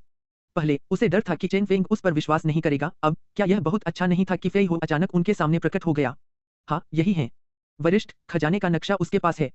यही वह है जिसने खजाने का नक्शा छीन लिया था। पुरुष शिष्य की आंखें चमक उठी और उसने फेई हो की ओर इशारा करते हुए जोर से चीखा। चेन फेंग ने देव और फेई हो को अपनी ओर आते देखा। चेन फेंग की चौकस निगाहों के नीचे देव और फेई हो उनके बीच की दूरी पार कर गए और उनसे ज्यादा दूर नहीं खड़े हो गए। तुम ही हो जिसने मेरे बैंगनी वस्त्रधारी तलवार संप्रदाय के शिष्यों को मारा था। चेन फेंग ने फी हो को ठंडेपन से देखा। फी हो कुछ नहीं बोला। देव की तरह वह भी कॉस्मिक स्टार अकादमी के दोनों शिष्यों को ठंडी निगाहों से देखता रहा। देव ने उन दोनों की तरफ देखा और उसकी ठंडी आवाज गूंजी, तुम दोनों मौत के लायक हो। उनके चेहरे पर तुरंत ही गुस्सा आ गया, लेकिन बहुत जल्दी ही वह युवक खुद को संभाला और देव की ओर देखते हुए मुस्कुराया। बच्चे, तुमने बैंगनी वस्त्रधारी तलवार संप्रदाय के शिष्यों को मार डाला। मेरी सलाह है कि तुम इस सम्मानीय वरिष्ठ को आज्ञाकारी रूप से खजाने का नक्शा सौंप दो और फिर घुटने टेक कर दया की भीख मांग लो। शायद तुम अपनी नन्ही जान बचा सको, वरना अरे। हालांकि वह जानता था कि फेई हो बहुत शक्तिशाली है, फिर भी उसके बगल में बैंगनी वस्त्रधारी तलवार संप्रदाय का एक बुजुर्ग था, जिसका मतलब है कि वह कम से कम 10वें क्रम का योद्धा तो था ही। उसे विश्वास नहीं था कि फेई हो इतना शक्तिशाली है कि वह 10वें क्रम के योद्धा को नजरअंदाज कर सके। जब दोनों पक्ष आपस में लड़ रहे थे तो वे भागने का रास्ता ढूंढ सकते थे। ये दोनों उसे बिल्कुल पसंद नहीं करते थे। फेई हो ने उसे नजरअंदाज कर दिया और देव जैसे छोटे बच्चे ने अपने सामने कॉस्मिक स्टार अकादमी के 2 शिष्यों को फटकार लगाई। बैंगनी वस्त्रधारी तलवार संप्रदाय के एक बुजुर्ग के रूप में अपनी पहचान के कारण वह जहां भी जाता शाही परिवार और जाने माने परिवारों द्वारा उसका स्वागत किया जाता। इन सब के बावजूद एक कमजोर बच्चे ने उसे नजरअंदाज करने की हिम्मत की। चेन फेंग का चेहरा बेहद उदास था। हालांकि उसे हमला करने की कोई जल्दी नहीं थी, हालांकि उसे अपनी ताकत पर पूरा भरोसा था, फिर भी दूसरे पक्ष ने सीधे उन पर हमला करने की हिम्मत की, जरूर उनके पास कुछ न कुछ जरूर होगा। इस बार बैंगनी वस्त्रधारी तलवार संप्रदाय के 2 बुजुर्गों को सिल्वर मून वन में भेजा गया। इस तरह एक और बुजुर्ग फू युआन वहां मौजूद थे और उनके पास संचार के विशेष साधन थे। बहुत जल्द दूसरा बुजुर्ग उनकी सहायता के लिए दौड़ पड़ा। चेन फेंग ने देव और फी हो को ठंडी निगाहों से देखा। जब बुजुर्ग फू युआन आए तो यह है। इस समय देव की निगाहें एक तेज धार वाली तलवार की तरह थीं जो चेन फेंग को चीर रही थी, मानो वह उसके दिल की गहराइयों को देख रहा हो और जानता हो कि वह क्या सोच रहा है। देव ने फेई हो से कहा, छोटा बंदर और मैं इन दोनों से निपट लेंगे, बाकी तुम संभाल लेना। जी हाँ युवा गुरु, फेई हो ने उत्तर दिया। देव और फेई हो एक ही समय में अलग अलग दिशाओं में उड़ गए। पलक झपकते ही देव कॉस्मिक स्टार अकादमी के शिष्यों के पास पहुंच गए, जबकि फेई हो चेन फेंग के सामने आ गए। उनका शरीर थोड़ा झुका और एक तलवार चेन फेंग पर गिर पड़ी। लुहान तलवार कौशल। अचानक हुए हमले से चेन फेंग स्तब्ध रह गए, उनका शरीर एक घूमते हुए लट्टू की तरह घूम गया। फेई हो की तलवार के वार से बचते हुए उनकी पीठ से ठंडा पसीना बहने लगा। अचानक उनके बगल से एक तीखी चीख निकली। उन्होंने मुड़कर देखा तो फेई हो ने अपनी तलवार से एक शिष्य का गला घोंट दिया था। हालांकि युवक और युवती की जोड़ी कुछ सेकंड के लिए स्तब्ध रह गई जब उन्होंने देव जैसे एक बच्चे को अपनी ओर आते देखा। प्रसन्नता का अनुभव करते हुए वे दोनों अपनी मध्य छठी क्रम शक्ति के चरम पर आश्वस्त थे। एक छोटे बच्चे और बंदर से निपटना कितना आसान होगा। युवक और युवती देव और छोटे बैंगनी बंदर पर झपटे। देव ने उन दोनों को अपनी ओर दौड़ते देखकर उपहास किया। अत्यंत प्रसन्नता से उसने अपने हाथों में असुर के ब्लेडों को मूर्त रूप दिया और धीरे से कहा, नरक का तूफान। ब्लेडों से सैकड़ों प्रकाश किरणें निकलीं और 2 बड़े भंवरों में एकत्रित हो गईं जो तीव्रता से घूम रहे थे। हवा में चीखें गूंजने लगीं जिससे लोगों के दिल डर से कांप उठे। कॉस्मिक स्टार अकादमी के दोनों शिष्यों पर भय का गहरा प्रभाव पड़ा, जो अब तक पीछे हटना चाहते थे, लेकिन बहुत देर हो चुकी थी क्योंकि नरक के तूफान के हमले से उत्पन्न भंवर उन तक पहुंच चुके थे। स्टार लो तलवार। अथाह आकाशगंगा। आते हुए हमले को देखकर युवक की आंखों में एक ठंडी चमक चमक उठी और उसकी लंबी तलवार की एक लहर के साथ उसकी युद्ध की हुई उंड पड़ी और उसने तीक्ष्ण मंद तारों वाली रोशनी की एक धारा छोड़ी जो नरक के तूफानों से टकराई। युवती ने भी अपनी तलवार घुमाई और अपना जवाबी हमला शुरू कर दिया। झपकी झपकी झपकी। धमाकों की श्रृंखला ऐसी लग रही थी मानो उन्होंने एक से ज्यादा बार वार किया हो। हालांकि नरक का तूफान बिल्कुल भी धीमा नहीं पड़ा और एक सांस से भी कम समय में उसने कई टिमटिमाते तारों को तहस-नहस कर दिया और चमकती तलवार की किरणों की ओर बढ़ता रहा। वो नरक के तूफान से गुजरते हुए वे दोनों घूम गए और कई मीटर दूर एक विशाल पेड़ से टकरा गए। पेड़ को गिरा दिया और जमीन पर गिरते ही उनके मुंह से खून की धार बहने लगी। उनके कपड़े छोटे छोटे टुकड़ों में फट गए थे और उनके कटे हुए शरीर से खून बह रहा था मानो उन्हें सैकड़ों वार किए गए हों। यहाँ तक कि उनके चेहरे भी नहीं बचे थे क्योंकि उनके चेहरों पर लगे कई घावों से ताजा खून टपक रहा था। हालांकि वे दयनीय स्थिति में थे, फिर भी वे जिंदा थे। देव ने जानबूझकर उन्हें पहले वार में नहीं मारना चुना। नरक के तूफान के हमले के घाव उन्हें असहनीय दर्द से गुजरने देंगे क्योंकि यह उनके शरीर में तबाही मचाएगा और अंदर से सब कुछ नष्ट कर देगा। देव चाहता था कि वे इस तरह के कष्ट और पीड़ा का अनुभव करें। कॉस्मिक स्टार अकादमी का यह जोड़ा बहुत दर्द में जमीन पर लौट रहा था, दर्द से चीख रहा था जब तक कि उनका गला बैठ नहीं गया। बैंगनी वस्त्रधारी तलवार संप्रदाय के अनुयायी चीखने की आवाज की ओर मुड़े और यह दुख दृश्य देखकर वे तुरंत पीले पड़ गए। क्या वह कमजोर बच्चा वाकई इतना शक्तिशाली है? चेन फेंग अविश्वास से व्याकुल हो गया जब उसने देव को देखा जो अपने हाथों में असुर के ब्लेड लिए खड़ा था। अपनी आंखों से देखने के बावजूद इस पर यकीन करना वाकई मुश्किल था। एक कमजोर दिखने वाला 8-9 साल का बच्चा सचमुच छठे क्रम के 2 शीर्ष योद्धाओं को हरा चुका था। यह कैसे हो सकता है? ऐसा राक्षस कैसे हो सकता है? पूज्य सम्राट भी जब वह 8-9 साल का था इतना प्रतिभाशाली नहीं होता। चेन फेंग सदमे में था, तभी अचानक कई चीखें फूट पड़ी। अभी भी स्तब्ध चेन फेंग ने पलटकर देखा कि फेई हो की तलवार 5 और शिष्यों के गले में घुस गई थी, जबकि वे ध्यान भटक रहे थे। चेन फेंग एक साथ घबराया और क्रोधित हुआ, कितने बेवकूफ हैं! जल्दी करो, अपनी योद्धा आत्माओं को बुलाओ और रक्त भेड़िया संहारक दल में शामिल हो जाओ। ऐसा कहते ही उसके शरीर से एक चमकदार रोशनी फूट पड़ी और चेन फेंग के पीछे एक विशाल भेड़िया प्रकट हुआ। उसकी आंखें लाल रक्त के रंग की थीं, उसका फर चांदी ग्रे था और चांदी ग्रे फर के बीच गहरे काले निशान थे। यह उसकी पशु योद्धा आत्मा थी, एक भेड़िया प्रजाति, आकाश भेड़िया। यह देखकर कि चेन फेंग ने अपनी योद्धा आत्मा को मुक्त कर दिया है, बैंगनी वस्त्रधारी तलवार संप्रदाय के अन्य शिष्यों ने भी तुरंत उसका अनुसरण किया। सभी 7 शिष्यों की योद्धा आत्माएं भेड़िए थीं। उनकी कुछ योद्धा आत्माओं की आंखें सुनहरे रंग की थीं, कुछ की 2 पूंछें थीं और कुछ तो पूरी तरह से काली थीं। हालांकि इन शिष्यों की योद्धा आत्माएं चेन फेंग के आकाश भेड़िए जैसी नहीं थीं, फिर भी वे सभी भेड़िया प्रकार की आत्माएं थीं। यह देखकर देव भी दंग रह गया। फिर वे अपनी युद्ध क्योई को पूरी तरह से मुक्त करने से पहले चेन फेंग को केंद्र में रखकर तेजी से पंक्तिबद्ध हो गए। उनकी युद्ध आत्माएं चेन फेंग के आकाश भेड़िए की ओर उड़ी और चेन फेंग के आकाश भेड़िए से एक शक्तिशाली आभा फूट पड़ी, मानो 8 भेड़िया युद्ध आत्माएं एक साथ मिल गई हों। सामान्यतः जिन लोगों की युद्ध आत्माएं समान होती थीं, वे किसी व्यायाम नियम या व्यूह रचना का उपयोग करके अपनी ऊर्जाओं को एक साथ प्रवाहित कर सकते थे, जिससे उनकी शक्ति और सामर्थ्य कई गुना बढ़ जाती थी। बैंगनी वस्त्रधारी तलवार संप्रदाय के इन 7 शिष्यों और चेन फेंग का आभामंडल आश्चर्यजनक रूप से तेजी से बढ़ा। अरे, फेई हो थोड़ा हैरान हुआ। उसने यह उम्मीद नहीं की थी कि बैंगनी वस्त्रधारी तलवार संप्रदाय के इन सभी शिष्यों में भेड़िया प्रकार की युद्ध आत्माएं हो सकती हैं। लेकिन उन सभी आठों को एक व्यूह रचना में देखकर उसने उपहास किया और उसके शरीर से चांदी के रंग के सूरज की तरह चांदी की रोशनी चमक उठी और एक चांदी की नदी दिखाई देने लगी जो फेई हो के चारों ओर घूमती हुई दिखाई दे रही थी। हर चक्कर के साथ उसके शरीर से चमकने वाली चांदी की रोशनी और भी तेज होती गई क्योंकि चांदी की नदी बड़ी होती जा रही थी। गर मार्शल स्पिरिट का सुदृढ़ीकरण। चेन फेंग ने फी हो की मार्शल स्पिरिट द्वारा किए गए परिवर्तन को देखकर भय से चिल्लाया। हाँ, यह मार्शल स्पिरिट का सुदृढ़ीकरण था और यह फी हो की मार्शल स्पिरिट की अलौकिक क्षमता थी। फी हो की सिल्वर रिवर की सुदृढ़ीकरण से फी हो की क्षमताएं 5 गुना अधिक शक्तिशाली हो गईं, साथ ही उसकी शक्ति आधी हो गई। 5 गुना वृद्धि के साथ फी हो की सिल्वर रिवर कई मीटर चौड़ी और 1 दर्जन मीटर से ज्यादा लंबी हो गई। जब फी हो 5 गुना शक्ति वृद्धि के साथ अपनी मार्शल स्पिरिट में पूरी तरह से विलीन हो गया तो ऐसा लगा जैसे वह सिल्वर रिवर में बदल गया हो। उसकी हड्डियां, त्वचा और मांस गायब हो गए। हमला। चेन फेंग दहाड़ा। जैसे ही डर ने उसे जकड़ लिया और बिना किसी चेतावनी के फी हो के ऊपर एक हाथ का निशान मडरा गया और एक विशाल भेड़िए के सिर ने अपने जबड़े चौड़े कर लिए। Sky wolf palm. एक भव्य भेड़िया आकाश में छा गया और उसकी दहाड़ जंगल में गूंज उठी। बैंगनी वस्त्रधारी तलवार संप्रदाय के 7 शिष्यों ने भी उसी समय हमला बोल दिया। उन सभी ने एक भेड़िए का सिर बाहर निकाला जो चेन फेंग के सिर से अपेक्षाकृत छोटा था। यह देखकर फेई हो की आंखें प्रतिशोध से भर गईं। उसने अपनी बाहें उठाई और जोरदार मुक्का मारा। दिल तोड़ने वाली मुट्ठी। दिल तोड़ने वाली मुट्ठी। जैसे ही मुट्ठी का निशान हवा में फैला, ऐसा लगा जैसे कुछ टूट गया हो। 8 भेड़ियों के सिर फट गए और हमला करने वाले 8 लोग हिलकर उड़ गए। केवल चेन फेंग ही दूसरों से थोड़ा बेहतर प्रदर्शन कर पाया। 10 मीटर दूर धकेले जाने के बाद भी खुद को संभालने में कामयाब रहा। जब 7 शिष्य जमीन पर गिरे तो उनके शरीर से फटने की आवाजें सुनाई देने लगीं। हर फट उन्हें अनजाने में कांपने पर मजबूर कर देती थी जब तक कि वे सभी 7 वहीं मर नहीं गए जहां वे लेटे थे। चेन फेंग के शरीर से भी वही पॉपिंग की आवाजें आ रही थीं, लेकिन हर बार पॉपिंग की आवाज आने पर उसके मुंह से खून की धार निकलती थी जिससे वह डरकर सहम जाता था। यह कैसा युद्ध कौशल है, उसने सोचा। बिना किसी हिचकिचाहट के वह मुड़ा और भागने की कोशिश की। यह देखकर फेई हो का शरीर झिलमिला उठा और नदी की तरह बहने लगा। चेन फेंग का रास्ता काट दिया। फिर अपने शरीर को घुमाकर फेई हो ने चेन फेंग को उसकी मूल स्थिति में वापस धकेल दिया।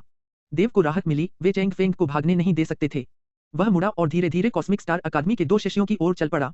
वे दोनों अभी भी असहनीय दर्द से जमीन पर लौट रहे थे। उनके शरीर पर खून और गंदगी लगी हुई थी जिससे उन्हें पहचानना मुश्किल हो रहा था। मैं आपसे विनती करता हूँ, कृपया कृपया मुझे जाने दें। खजाने का नक्शा मैं आपको दे दूंगा, देव को उनकी ओर आते देखकर उस युवक ने कहा। देव ने कुछ नहीं कहा। ठंडे भाव से उस युवक को देखते हुए उसने अपने हाथ में लिए असुर के ब्लेड से उसका गला काट दिया और उसकी दयनीय चीखें बंद कर दीं। भयभीत युवती कुछ कहने ही वाली थी कि देव ने अपने ब्लेड की एक लहर से उसे वापस भेज दिया। कॉस्मिक स्टार अकादमी के दोनों लोगों को मारने के बाद देव को असुर के ब्लेड याद आए। उसने खोजबीन की और युवक के शरीर से एक नक्शे का टुकड़ा मिला। इस नक्शे की सतह पर एक बंदर का चित्र था। उस चित्र और अपने बगल में रखे छोटे बंदर की तुलना करते हुए उसके मन में एक विचार आया, इतनी समानता। खजाने के नक्शे के आगे वाले हिस्से पर असल में एक बंदर का चित्र था। जब देव नक्शे पर बने चित्र के महत्व पर विचार कर रहा था तभी छोटा बैंगनी बंदर दौड़कर उसके पास आया और नक्शा देखकर वह बेहद उत्साहित हो गया। छोटे बंदर की प्रतिक्रिया देखकर शियाओलोंग और भी हैरान हो गया। क्या इस खजाने के नक्शे का उस छोटे बैंगनी बंदर से कोई संबंध हो सकता है? अचानक शियाओलोंग को एक पीड़ा भरी चीख सुनाई दी। चीख की दिशा में अपना सिर घुमाते हुए उसने देखा कि फेई हो ने अपने रजत नदी के योद्धा रूप में चेन फेंग की छाती पर एक जोरदार मुक्का मारा जिससे वह गिर पड़ा। एक धड़कन के बाद एक लंबी तलवार चांदी के रंग की नदी से निकली और सीधे चेन फेंग के गले में जा धंसी। चेन फेंग ने नीचे देखा और पाया कि एक लंबी तलवार उसके गले में धंस गई थी और लाल खून जमीन पर टपक रहा था। उसने ऊपर देखा तो फेई हो तलवार का दूसरा सिरा पकड़े हुए था। उसका मुंह कई बार खुला और बंद हुआ और अचानक वह फेई हो की ओर दौड़ा, लेकिन 2 कदम चलने के बाद उसका शरीर लड़खड़ा गया और वह जमीन पर गिर पड़ा। फेई हो ने देव की ओर बढ़ने से पहले चेन फेंग के शरीर पर एक ठंडी नजर डाली। तथाकथित खजाने का नक्शा देखकर उसके चेहरे पर अजीब सा भाव आ गया और उसने गंभीर स्वर में कहा, महाराज, यह खजाने का नक्शा एक शक्तिशाली राक्षसी पशु साधक द्वारा छोड़ा गया था। एक राक्षसी पशु साधक? देव चौंक गया। हाँ महाराज, खजाने के नक्शे के दूसरी तरफ लिखे शब्द पशु भाषा में लिखे हैं, फेई हो ने नक्शे के पीछे की ओर इशारा करते हुए कहा। यह सुनकर देव ने नक्शा पलटा और देखा कि नक्शे के दूसरी तरफ हाथी जैसा एक अजीब सा पहाड़ बना हुआ था और नीचे कई अजीबोगरीब पैटर्न वाली रेखाएं थीं जो उस पशु भाषा की लग रही थीं जिसके बारे में फेई हो बात कर रहा था। अचानक छोटे बंदर ने लिखावट की ओर इशारा किया और देव की ओर इशारा किया। छोटे बच्चे, क्या तुम कह रहे हो कि तुम समझ रहे हो कि यहाँ क्या लिखा है? देव ने पूछा। हूँ। छोटे बैंगनी बंदर ने सिर हिलाया, फिर अपना छोटा सा सिर हिलाया। देव कुछ देर तक छोटे बंदर से पूछता रहा लेकिन आखिरकार उसे कुछ नहीं मिला। लाचार होकर उसने नक्शा अपनी अंगूठी में डाल दिया। हालांकि उसे उस समय उस अजीब हाथी जैसे पहाड़ का पता नहीं था, नहीं वह उस पर लिखी बातें समझ पाया था, लेकिन उसे यकीन था कि खजाने का नक्शा उस छोटे बैंगनी आत्मा भक्षक बंदर से जुड़ा है जो उसके साथ यात्रा कर रहा था। जैसे ही देव और फी हो ने आसपास पड़ी लाशों को ठिकाने लगाना शुरू किया, देव को चेन फेंग की लाश पर एक उच्च श्रेणी का रहस्यमय पद व्यायाम विधान मिला जिसे ब्लैक मून आर्ट कहा जाता है। इसके अलावा उसे उस पर कुछ सोने के सिक्के और दान भी मिले। सब कुछ देव की असुर अंगूठी में समा गया। हालांकि उच्च श्रेणी का रहस्यमय पद व्यायाम नियम उसके लिए बेकार था, फिर भी वह उसे नीलाम करके अच्छी रकम कमा सकता था, खासकर हुआंग वंश मनोर जैसे कुलों के लिए जिनके पास केवल समान पद के निम्न श्रेणी के व्यायाम नियम थे। कुछ ही क्षणों बाद देव, फी हो और छोटा बैंगनी बंदर वहां से चले गए। बहुत जल्दी 2 महीने और बीत गए। इन पिछले 2 महीनों के दौरान एक आदमी, एक बच्चा और एक बंदर सिल्वरमून वन में और भी गहराई तक यात्रा करते रहे। देव का स्तर इतना सुधर गया था कि वह पहले ही छठे क्रम में आधा कदम आगे बढ़ चुका था और वह कभी भी सफलता प्राप्त कर सकता था। उसने असुर के आंसुओं को प्रशिक्षित करने में कड़ी मेहनत की और उसकी शक्ति कई गुना बढ़ गई थी और केवल शरीर कायापलट शास्त्र के चौथे चरण, तारों की शक्ति को परिवर्तित करने के लिए आवश्यक मध्याह्न रेखाएं ही बची थीं, जो अभी तक नहीं खुली थीं। शरीर कायापलट शास्त्र के उच्च स्तरों तक पहुंचना प्रत्येक चरण के साथ कठिन होता गया, जब तक कि वह 12वें चरण तक नहीं पहुंच गया। हालांकि अपने पिछले जन्म में देव शरीर रूपांतरण शास्त्र के 9वें चरण तक पहुंच चुके थे, इसलिए इस बार सब कुछ फिर से शुरू करना वास्तव में आसान था। रात हुई और चांदनी ने पूरे महाद्वीप को ढक लिया। अगर आप सिल्वरमून वन में रहते हुए चांद को देखते तो चांद चांदी से नहाया हुआ प्रतीत होता, जिससे इस वन का नाम पड़ा। चांदी जैसी चांदनी में देव ने अपना दाहिना हाथ अपने सिर के ऊपर ऊंचा रखा हुआ था, बायां हाथ कमर के पीछे, और वह एक खास लय में लगातार सांस ले रहा था। उसकी आंतरिक शक्ति उसके शरीर में प्रवाहित हो रही थी और उसके दांतियान में एकत्रित हो रही थी। कुछ ही फीट की दूरी पर फेई हो को समझ नहीं आ रहा था कि देव की अजीबोगरीब मुद्राओं के बारे में क्या सोचे। उसने बर्फीली हवा वाले महाद्वीप पर किसी ऐसे व्यक्ति के बारे में कभी नहीं सुना था जिसे युद्ध के अभ्यास नियम का अभ्यास करने के लिए खुद को मोड़ना पड़ता हो। रात धीरे धीरे ढलती गई और आसमान में चमकीला सूरज उग आया। देव ने अपना अभ्यास रोक दिया और 2 लोगों और एक बंदर ने फिर से अपनी यात्रा जारी रखी, रास्ते में राक्षसी जानवरों को मारते हुए युद्ध कौशल का अभ्यास किया। 5 दिन बाद देव, फी हो और छोटा बंदर आखिरकार सिल्वरमून वन से निकल पड़े और एक जंगल के रास्ते पर चल पड़े। सिल्वरमून वन में 4 महीने का प्रशिक्षण लेने के बाद देव ने फैसला किया कि नजारा बदलने के लिए वे नजदीकी शहर की ओर चल पड़े। कुछ घंटों तक पहाड़ी से नीचे जंगल के रास्ते पर चलते हुए उन्हें आखिरकार एक बड़ा शहर दिखाई दिया। यह शहर कैंगलान काउंटी से कहीं बड़ा था, जहां हुआंग कबीले की जागीर स्थित थी। दूर से शहर को देखने पर शहर की दीवारें लगभग 30 मीटर ऊंची थीं, जिनका प्रवेश द्वार ऊंचा था और शहर की दीवारों के सामने धूसर पानी की एक खाई थी। विशाल शहर को सामने देखकर देव खुश हुआ और उसने अपनी गति तेज कर दी। जैसे ही वह फाटकों के पास पहुंचा, उसने फाटकों के ऊपर लिखा देखा, लोटोंग शाही शहर। लोटोंग शाही शहर। देव एक पल के लिए स्तब्ध रह गया जब उसने ये शब्द देखे। यह लोटोंग साम्राज्य का शाही शहर था। वह वास्तव में शाही शहर पहुंच गया था। महाराज, देव को तब होश आया जब फी हो ने उसे पुकारा। क्या अब हम शहर में प्रवेश करें? उसने पूछा। चलो शहर में चलते हैं, उसने उत्साह से फी हो को जवाब दिया। ठीक वैसे ही जैसे धरती पर वापस आकर राजधानी पहुंचकर उसे खुशी हुई। उनके अंदर जाने से पहले गेट पर खड़े एक पहरेदार ने उन दोनों को एक तरफ खींच लिया, उन्हें ऊपर से नीचे तक देखा और फिर पूछा, प्रवेश शुल्क प्रति व्यक्ति 10 स्वर्ण मुद्राएं। 10 स्वर्ण मुद्राएं एक आम घर के 1 महीने के खर्च के लिए काफी हैं। इसी समय चौथे चरण के ज्वाला राक्षस पर सवार एक युवक और युवती शहर में घुस आए। गेट पर खड़े पहरेदारों ने उन्हें रोका नहीं, बल्कि उनके गुजरते ही उन्हें प्रणाम किया। देव के चेहरे पर एक भावभंगिमा आ गई और उन्होंने उन 2 लोगों की ओर इशारा किया जो अभी अभी वहां से गुजरे थे। उन्हें प्रवेश शुल्क क्यों नहीं देना पड़ता? गार्ड कैप्टन ने व्यंग्य किया। वे मार्क्विस परिवार की मिस लिन और यंग मास्टर लिन के सदस्य हैं। वे कुलीन हैं। क्या तुम जानते हो कि कुलीन क्या होते हैं? बेशक, उन्हें शहर के फाटकों से अंदर और बाहर आते जाते प्रवेश शुल्क नहीं देना पड़ता। तुम जैसे नीच बाहरी आम लोग मिस लिन और यंग मास्टर लिन के बराबर कैसे हो सकते हो? ऐसा लग रहा था कि इन पहरेदारों ने उनके कपड़ों से ही अंदाजा लगा लिया था कि वे और फी हो आम लोग हैं। देव ने भौहें चढ़ाई। शहर में प्रवेश करने वाले बाहरी आम लोगों को 10 सोने के सिक्के देने पड़ते हैं, जबकि कुलीन लोग अंदर बाहर आने जाने के लिए स्वतंत्र हैं। अचानक दूर पहाड़ से कई जानवरों के दौड़ने की आवाज आई और जमीन पर कंपन फाटकों तक पहुंच गया, तो देव ने मुड़कर देखा। स्टेज 4 सींग वाले गैंडे पर सवार लगभग 12 या उससे ज्यादा लोग फाटकों की ओर दौड़ रहे थे।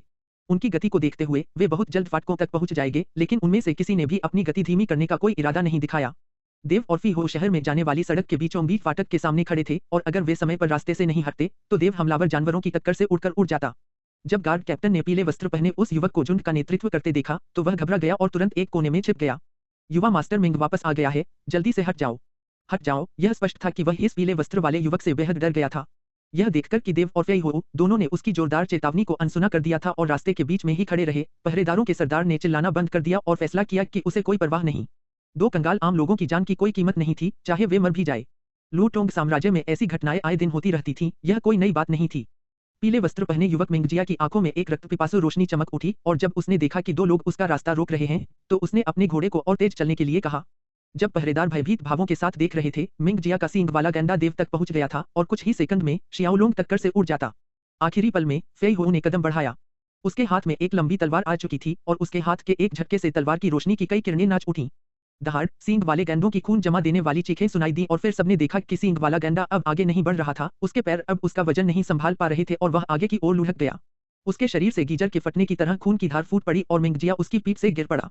पीछे चल रहे सींग वाले गैंडे भी कोई अपवाद नहीं थे। जैसे ही वे देव से 10 मीटर की दूरी पर पहुंचे, उनके जख्मों से खून की धार बहने लगी और उनके सवार गिर पड़े। जानवरों की चीखें कुछ देर तक जारी रहीं और जैसे ही झटके बंद हुए, सिर्फ पीले वस्त्र पहने युवक की कराहें सुनाई दीं। गिरे हुए सींग वाले गेंदों को अपने ही खून से लथपथ छटपटाते देखकर गार्ड कैप्टन और दूसरे गार्ड दंग रह गए। गार्ड कैप्टन का गला सूख गया और वह फेई हो को डर से घूर रहा था। आखिरकार पीले वस्त्रधारी युवक मिंगजिया बड़ी मुश्किल से उठा और जब उसने अपने प्रिय घोड़े को खून से लथपथ देखा तो वह बेहद क्रोधित हुआ। देव और फेई हो की ओर गुस्से से इशारा करते हुए वह चिल्लाया, विद्रोहियों, विद्रोहियों, तुम कंजूस नीच आम लोगों ने मेरे घोड़े को मारने की हिम्मत की, तुम मौत के लायक हो। मेरे लिए उन्हें मार डालो। नहीं, रुको। पहले उनके हाथ काटो, फिर उनके पैर और उन्हें कुत्तों को खिला दो। पीले वस्त्रधारी युवक के पहरेदार रेंगते हुए आए और जब उन्होंने अपने युवा स्वामी का आदेश सुना तो उन्होंने जल्दी से अपनी तलवारें निकालीं और एक साथ दौड़ पड़े। शाही शहर में वे केवल आम लोगों को परेशान करते थे, कभी नहीं, फिर भी आज उन्हें नहीं पता था कि ये दोनों कहां से रेंगकर आए थे कि उन्होंने वास्तव में उनके घोड़ों को मारने की हिम्मत की। पहरेदारों के हमले निर्दयी थे, हर वार का उद्देश्य अपंग करना था। ऐसा लग रहा था कि वे पहले देव और फेई हो के हाथ और फिर पैर काटने की योजना बना रहे थे। फेई हो की आंखें ठंडी हो गईं और वह खर्राटे लेने लगा। वह स्थिर खड़ा रहा और उसने अपनी तलवार उठाई और एक बार फिर उसे लहराया जिससे तलवार की तेज किरणें आने वाले पहरेदारों के समूह में फैल गईं।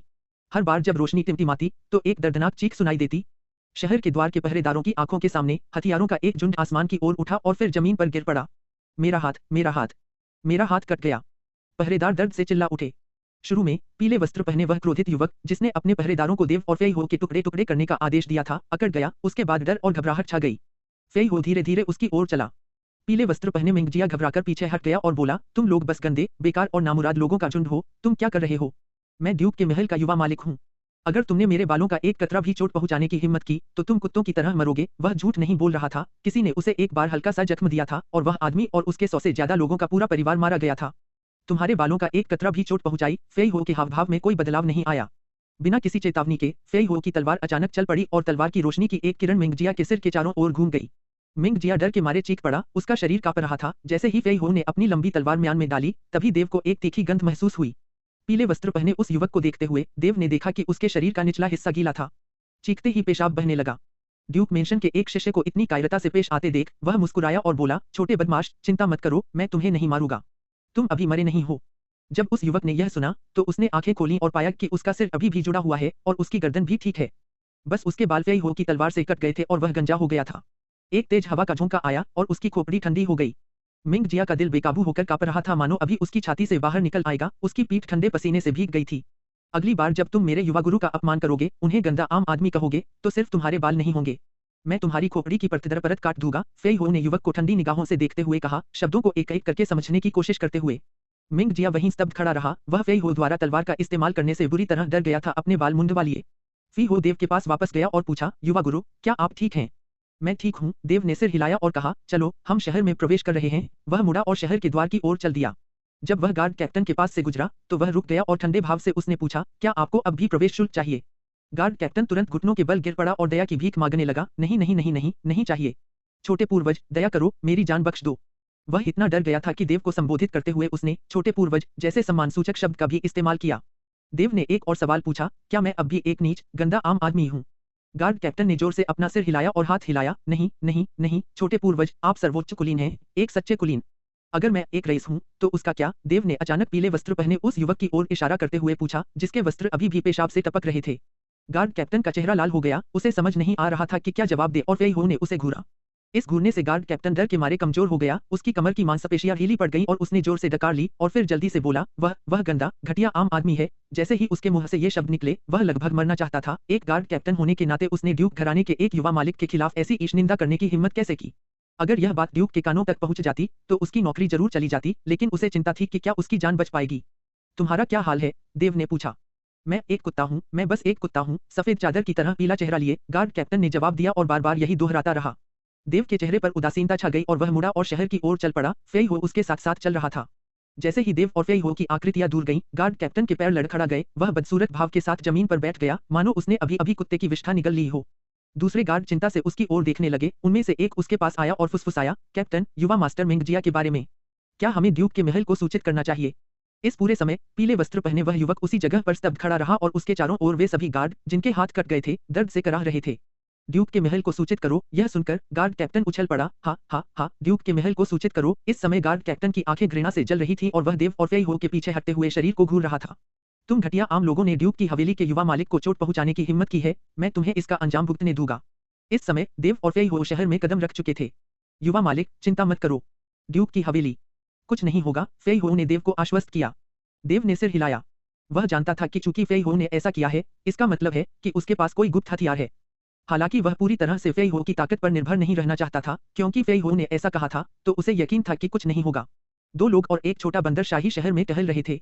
निस्संदेह यह लुटोंग साम्राज्य का शाही शहर था, जो लंबी चौड़ी सड़कों पर समृद्ध, जीवंत और चहल-पहल से भरा हुआ था। कुछ सड़कें 50 से 60 मीटर चौड़ी थीं, जहां घोड़ों और गाड़ियों का अंतहीन तांता लगा रहता था, और अगर कैंगनान काउंटी शहर की तुलना की जाए तो इसे एक ग्रामीण पिछड़ा इलाका ही कहा जा सकता है। समय समय पर अजीबोगरीब कपड़ों में लोग देव के पास से गुजरते थे। लुटोंग साम्राज्य के शाही परिवार द्वारा शासित 30 से ज्यादा काउंटी थीं, और हर काउंटी के अंतर्गत कई शहर थे, इसलिए शहरों के बीच कई अलग-अलग संस्कृतियां स्पष्ट दिखाई देती थीं। यह हुआ जिया जैसा ही था, जहां कई अलग-अलग जातीय समूह रहते थे। जब वे शहर में टहल रहे थे, तो 2 मीटर लंबा एक हट्टा-कट्टा आदमी, जिसका पूरा शरीर घने बालों से ढका था और जिसके चेहरे पर बाघ जैसी मूछें थीं, देव के पास से गुजरा। क्या वह कोई जानवर है? देव ने उस हृष्टपुष्ट आदमी को देखते हुए सोचा जो अभी-अभी उनके पास से गुजरा था।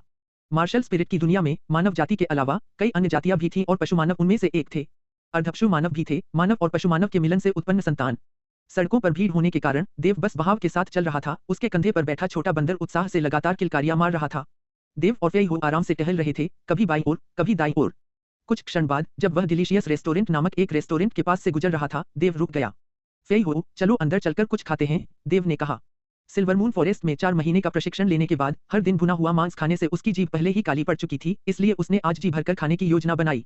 देव की बात खत्म होते ही उसके कंधे पर बैठा छोटा बंदर तुरंत सहमति में ताली बजाने लगा। पेटू, देव ने चिढ़ाते हुए कहा। वे रेस्टोरेंट में गए और देखा कि वह खचाखच भरा हुआ था। चलो दूसरी मंजिल पर चलते हैं, लेकिन जैसे ही देव और फेई हो सीढ़ियां चढ़ने ही वाले थे कि रेस्टोरेंट का वेटर तेजी से उनके पास दौड़ा और उन्हें दूसरी मंजिल पर जाने से रोक दिया और विनम्रता से समझाया। छोटे भाई, माफी चाहता हूं, लेकिन हमारी दूसरी मंजिल रईसों के लिए आरक्षित है। फिर से रईस, देव ने भौहें चढ़ाई, फिर उसने फेई हो की तरफ देखा। फेई हो ने वेटर की तरफ एक सोने का सिक्का फेंकते हुए जवाब दिया, यह यंग मास्टर की टिप है। रेस्टोरेंट का नौकर अपनी हथेली में रखे सोने के सिक्के को देखकर एक पल के लिए सन्न रह गया। यह मेरे लिए है। उसका मासिक वेतन एक सोने का सिक्का था और यहाँ आने वाले रईस आमतौर पर उसे कुछ चांदी के सिक्के देते थे। अब हम ऊपर जा सकते हैं? फेई हो ने उदासीनता से पूछा। जरूर जरूर, वेटर ने होश में आते ही जवाब दिया। उसके चेहरे पर एक बड़ी मुस्कान थी और उसने कहा, कृपया इसी तरफ आइए, और सम्मानपूर्वक देव और फेई हो को दूसरी मंजिल पर ले गया। हालांकि कहा जाता था कि दूसरी मंजिल रईसों के लिए आरक्षित है, लेकिन यह जरूरी नहीं कि सच हो, क्योंकि जब तक ग्राहक भुगतान कर सकते थे, दूसरी मंजिल उनके लिए खुली थी। जाहिर है, देव और फेई हो पैसे वाले लोग थे, इसलिए रेस्टोरेंट के वेटर ने उन्हें खिड़की के पास एक अच्छी सीट पर बिठा दिया। देव और फेई हो के बैठने के बाद वेटर ने चेहरे पर मुस्कान बिखेरते हुए विनम्रता से पूछा, मास्टर, आप कौन से व्यंजन ऑर्डर करना चाहेंगे? हमारे लिए अपने रेस्टोरेंट के मशहूर 10 या उससे ज्यादा व्यंजन लाओ, और सबसे अच्छी वाइन के 3 सबसे बड़े जग, देव ने कहा। 10 या उससे ज्यादा व्यंजन, बेहतरीन वाइन के 3 कलश। रेस्टोरेंट का वेटर दंग रह गया और उसका मुंह खुला का खुला रह गया। 10 से ज्यादा व्यंजन और 3 कलश वाइन?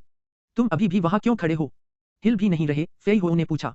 लेकिन रेस्टोरेंट के वेटर को अभी भी वहीं खड़ा देखकर उसकी भौहें थोड़ी टेढ़ी हो गईं और उसने एक छोटी थैली निकाली और वेटर की ओर फेंक दी।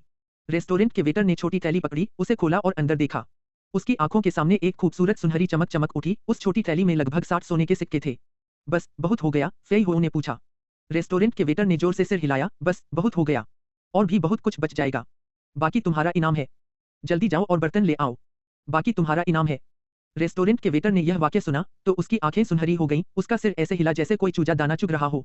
2 मास्टर्स, निश्चिंत रहें, मैं व्यंजन ऊपर भेजने में बहुत तेज और फुर्तीला हूँ। वह जल्दी से नीचे गया और अपने माथे का पसीना पोंछ रहा था। उसे यकीन नहीं हो रहा था कि यह पसीना डर की वजह से है या खुशी की वजह से। जल्द ही व्यंजन ऊपर भेज दिए गए। मिर्च सुगंधित व्यंजनों से लदी हुई थी, जिससे भूख बढ़ रही थी। मास्टर्स, ये 3 कलश हमारे रेस्टोरेंट की सबसे अच्छी वाइन है, जिसे स्नो मून वाइन कहा जाता है। यह हमारे रेस्टोरेंट का विशेष पेय है, रेस्टोरेंट के वेटर ने सम्मानपूर्वक कहा। Snow moon wine? फेई हो ने सिर हिलाया और रेस्टोरेंट की ओर इशारा किया। वेटर को दूर भगाते हुए, अच्छा, आप जा सकते हैं। हाँ हाँ, अगर आपको कुछ चाहिए हो तो मुझे फोन कर दीजिए, वेटर ने कहा और चेहरे पर मुस्कान लिए चला गया। वेटर के जाते ही छोटा बैंगनी बंदर देव के कंधे से कूद पड़ा और सीधा शराब के एक बर्तन की ओर बढ़ा। उसके नन्हे हाथों के हल्के से थपथपाने से ढक्कन उड़ गया और तुरंत ही सुगंधित शराब की खुशबू हवा में फैल गई। छोटे बंदर की आंखें चमक उठी, उसने शराब का बर्तन उठाया और लालच से पी गया, जिसके बाद वह मुस्कुराया और देव और फेई हो की तरफ देखकर चीखा।